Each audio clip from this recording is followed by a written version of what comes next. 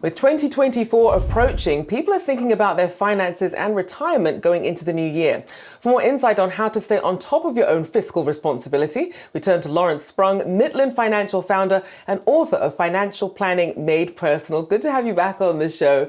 So, give us some context here, because a lot of people are so focused on, getting through this holiday shopping season. They're not ready to start thinking about budgeting for next year. What should people keep in mind right now as they're keeping in mind what they could be preparing for in 2024? Sure. Happy holidays, Rochelle. It's a pleasure to be here. And, this is a great time. We have time with family and friends, and we have some downtime when things slow down a little bit. So it presents a great opportunity to take a look at some things. First and foremost, take a look at your budget for 2023. How did that work out? Were you ahead, behind? Use it as a gauge to then start planning your 2024 budget to see if you could stay within those same parameters or perhaps increase it a bit. And remember, include some joy into that budget planning. It's not all about saving for retirement and for the future. It's also about enjoying today. Take a look at your emergency fund. Is that something that you've depleted or needed to tap into over the past year? And if so, have a game plan to start replenishing that. And I think from a retirement planning standpoint, it's a great opportunity to take a look. Many times we see people failing with regard to their retirement plan in terms of not contributing enough to take advantage of their full employer match. This is free money. There aren't many times that you can get free money, and this is an opportunity to make sure that you're putting away enough to at least get that full match by your employer. Lawrence, one way to get off on the wrong foot for the new year is to get a massive credit card bill coming through from the holidays. And we've been talking a lot today about consumers having to stretch a bit more this holiday season as we see them go out to buy things over the weekend, over the next few weeks. How do you think they should be budgeting how much they can spend? Well, hopefully they've had that budget already and have that in place. But if not, they should be taking a look at what they do have to budget, perhaps for these holiday purchases. And I think it's important and really vital. And I don't want to stop the consumerism that we're seeing in this country. But at the same time, we have to be careful.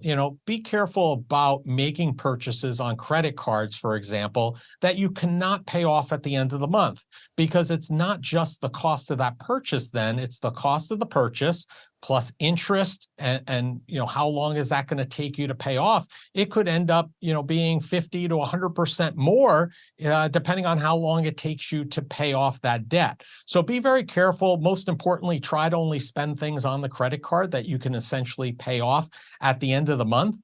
And then if you're looking for yourself, avoid impulse buys. If it's something you're thinking about purchasing or you want to, and it was something that was new and brought to your attention, maybe take 24 to 48 hours and see how you're feeling about that, because you may have a difference of opinion. And I think lastly, being today Black Friday, there are a lot of deals out there, but the question is it really a deal? You have to do your homework and know if you are or you are not getting a deal. And it's important to do more homework on some of those larger purchases. It's true, because when I'm shopping, I always think saying yes to this means saying no to something else. If I buy something expensive, then that means no to something I could have invested, that would have actually brought me some returns. But as people sort of look ahead, they're looking at their 2023 tax filings, perhaps. What should they be prepping for, considering any of the changes that we've seen this year?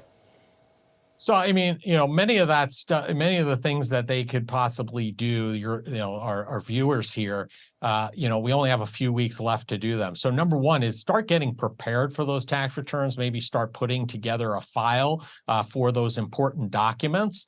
Take a look at your 401k.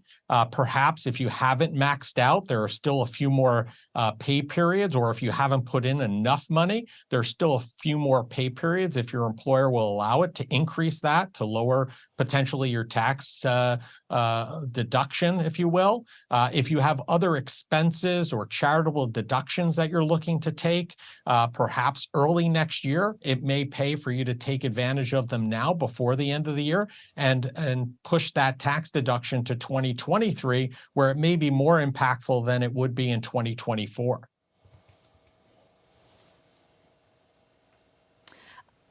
Lawrence, as you sort of advise clients right now, we're talking about Americans increasingly turning cautious. Are you finding that they're a little more alert, about some of these savings they can make in 2024? What are you hearing about how they're thinking about their finances going into next year with all of this uncertainty in the economy? I think for the most part, people are cautiously optimistic.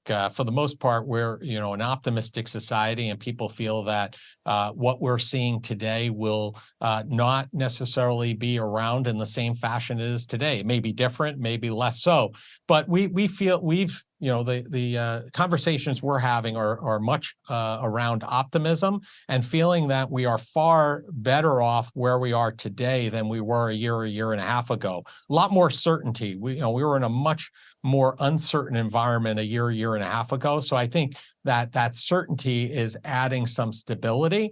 I think this holiday season may be a little impacted because some of that stability has just come back into the markets, and I think people's mindsets recently. But I think going into the new year, that should continue in a big way.